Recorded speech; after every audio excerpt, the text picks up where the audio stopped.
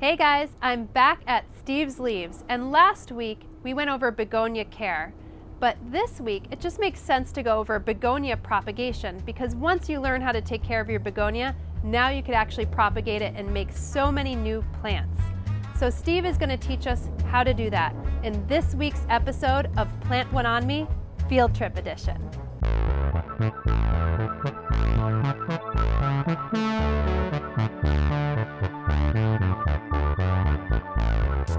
So one of the things that I think that people fail to realize is that when they have plants, they could easily propagate them, and begonias in particular are pretty easy to propagate.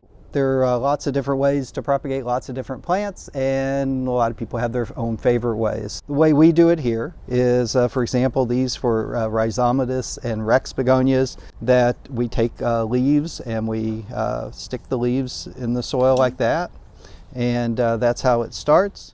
This is not just a leaf, you have a little bit of the stem or the petiole. A little bit of the stem to the leaf is called a petiole, and you leave a little bit of that on there, but not everyone does that either. There are other types of cuttings. I'll demonstrate cone cuttings and things like that too.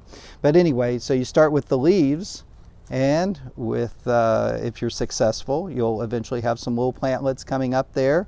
A lot of times you can just use a wedge or a single leaf. We like to use two small leaves, but you see there's the mother leaf still there, and the children are getting bigger. So you can see there's still on this one a little bit of the mother leaf left, but it won't be long before that will be gone. And now this is ready for sale. Is this correct? That's correct. Okay. That's the size. So it takes a number of months to get to the point where we would have one from here to here. How long does it take to get from here to here? This two leaves to the little baby leaves starting to pop up? Well, it's roughly a month or two to get to that point. It depends on the variety. It depends on your conditions and the time of year and all that. But most of our begonias propagated from leaves are anywhere from 5 to 7 months from sticking the leaves to a finished plant, especially a larger plant than this. This would probably be 4 to 5 months. It's a good half a year or a third of a year that you're actually getting a proper plant. So,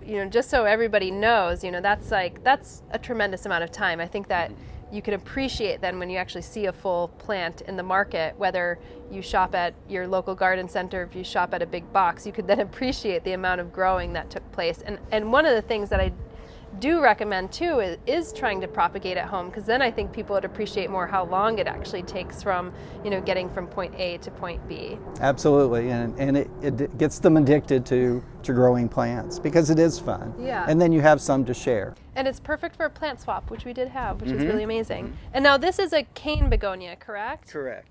So cane and shrub type begonias that you take a cutting off the plant and you stick it in the soil. So these are not rooted in at all. And now this seems a little stemmier than this. Pretty much all the upright growing cane and shrub like begonias, you can root a leaf, but often all you'll ever have is a rooted leaf. It'll never, it doesn't have the cells in it to differentiate into a shoot.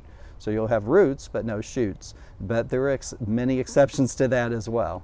And now this one doesn't differ so much from here. How do you know when this is ready, that it's been rooted already? We do what some people call a tug test.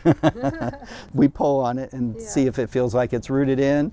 Also on some plants, like the gynuras behind me there, they're wilted, and it's obvious once they root in that they perk up. Yes, because when they don't have roots, they don't have any way to take up the water, I suppose. They just have that little cut stem. They send out the roots. They have lots of surface area to grab onto water and pull it into the vascular system. So do these root any faster, or is it kind of the same pace as these? In general, growing plants from cuttings like this, like the canes, are easier, especially for a beginner.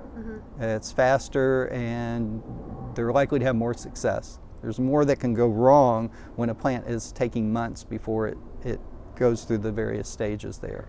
And these are also cane, and this is correct. So you can see kind of a progression here of one getting a little bigger, and just this is the same variety here, burning bush. And that's a full one ready for sale. Yep. Right. Awesome. So we're going to clean off the table here, and then we'll be right back with some more begonia propagation. So we have a good propagation setup here, and it doesn't look like it's too complicated. So can you take us through a little bit of what you have here? To keep things simple, we don't use any rooting hormones. These plants don't require it. If you're growing a woody shrub-like plant, you may need rooting hormones. We don't find that we need them. Let's start with something easier, a cane or shrub like begonia. And this is the Don Miller, right? So this is Don Miller, named after Don Miller, who works here. For the sake of the plant you're cutting, you want to cut above a node, and you want to cut where there's a shoot coming out and not a blooming stalk, so that the plant that you're getting the cutting off will branch properly. Then I'm going to trim the excess here off about that much. So some people like to remove this leaf down here, this lower one, they'll be under the soil. We find a lot of times it's not necessary to do that. And you just put as many cuttings as you want to make a full plant. Normally we would put more than one. And you could remove this shoot if you want. Just people have lots of different theories. We go with what works best for us. So you just stick it down in there, firm the soil a little bit to hold it upright, and that's it. And that's Put it. a tag in it, letting it, so you can see how long it took to grow, with the date on it and the name of the plant, and that's all there is to it. Moisten the soil. It'll take a long time to dry out normally because there aren't any roots, so don't overwater it. And they like high humidity. Some people will take like a dry cleaner's bag or something like that and make a little mini greenhouse out of it. And making sure that the plastic doesn't touch the leaves, Yeah, right? that would be a good idea to keep that off. What's the importance of actually just making sure that things are a little bit clean before you take a cut?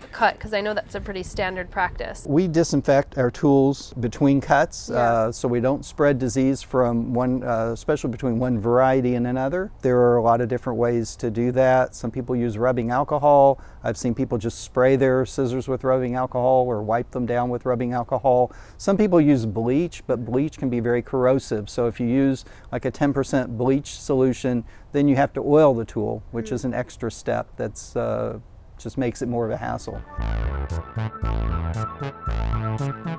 I've seen lots of different techniques. I saw someone do what they called confetti cuttings, where they cut along a vein and had little cuttings like this big, and they put it on some sterile sand in a jar, sealed it up. I would have thought they would have rotted, and every single one of those produced a tiny, tiny little plant. Everyone has their own preference. The most common thing is to use leaf wedges, so I'll show that. And a lot of people use an X-Acto knife that they sterilize and everything. So I'm going to be really sloppy and just use scissors, and that works too. Again, go with what works. If I were propagating and I say, oh, this is a really beautiful plant and I have so many beautiful leaves, I might be tempted to say, oh, I want to propagate the one that looks the least prettiest, but you probably wouldn't want to do that, right? No, it's not as healthy, so I would rather pick a healthier one. Now in this case, these leaves are so big that I would rather get rid of those leaves, and it would make the plant more balanced. That's just a personal preference. And choose your weapon, and I'm going to cut this down here, this leaf. Hopefully the mics don't pick up the plant screaming as I in pain as I cut that. Now, what cutting are we going to do with this one? I think what I'll do here is a cone cutting. So a lot of times people will use an X-Acto knife and put it down and cut it, and I'm just going to use scissors. So it's almost cutting itself here. It's kind of partially breaking. So you have, this is called the petiole. A lot of people just call it the stem. You can actually stick this as a cutting and root that, and that will usually produce a new plant. But you can take this and make a cone cutting. If you want to get rid of the excess leaf, you could cut it across here and discard that, or make more cuttings out of it. But you just make a cone with it and put it like that.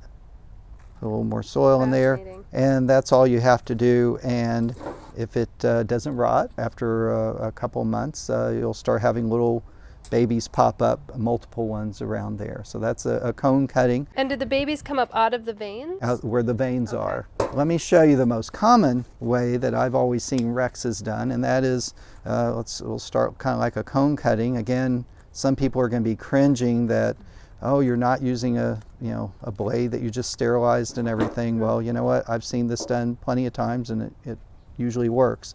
So you see the veins that you have there, and so we'll just cut this into wedges, and we can get more than one off of this. Get another one here. These are some wedges, so you can just stick those in. You can just put one in a pot. You could put multiples. You have one fuller. Trim off this excess material here. What's the benefit of trimming off the excess material? It's not needed. It's just something extra to rot. And then I can just go on and do the same thing with the rest of this. I could either cut it right there, or I could have two veins in a cutting. But I think you get the idea that you just take that and stick it in there. And it also, by using multiple leaves, if you do lose some of them, then maybe only half will take, maybe all of them will, maybe none, and so you start another one and see if you have more success. And are you just using a standard potting soil or a potting mix? It's a standard peat moss based potting mix. The pH is adjusted a little bit and it has a little perlite in it for drainage. Well, this is like super easy. I mean, hopefully you guys feel ready and prepared to do your propagation, at least with your begonias at your house. And according to Steve, it's going to be like pretty addictive to do that. Mm-hmm. Trying to get people addicted here because it's fun. And it's fun to be able to share them. With new employees here, one of my favorite things is to see someone new and they go and they look at the tag and realize it was a group they propagated. There's a little bit of a disconnect when you're just sticking the cuttings, but what the finished product's going to look like. So there's a lot of pride in that, and having the finished product. It's like, hey, I did that.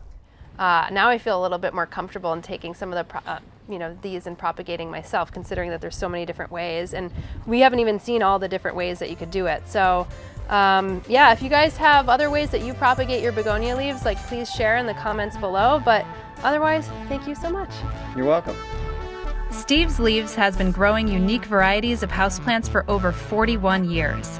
You can check out all of his fancy foliage at stevesleaves.com. And don't forget to check out his buy 4 plants get 1 free deal with promo code SUMMER. Good from November 6th through November 13th, 2017. Details are in the description below and on my Instagram and Facebook at Homestead Brooklyn. Hopefully you loved all of those tips on begonia propagation, and you'll be making many different begonias in your own home. If you like these episodes, of course, you can subscribe to the channel. That would help a tremendous amount. And you could also follow me on my journey on Instagram at Homestead Brooklyn and on homesteadbrooklyn.com. See you next week.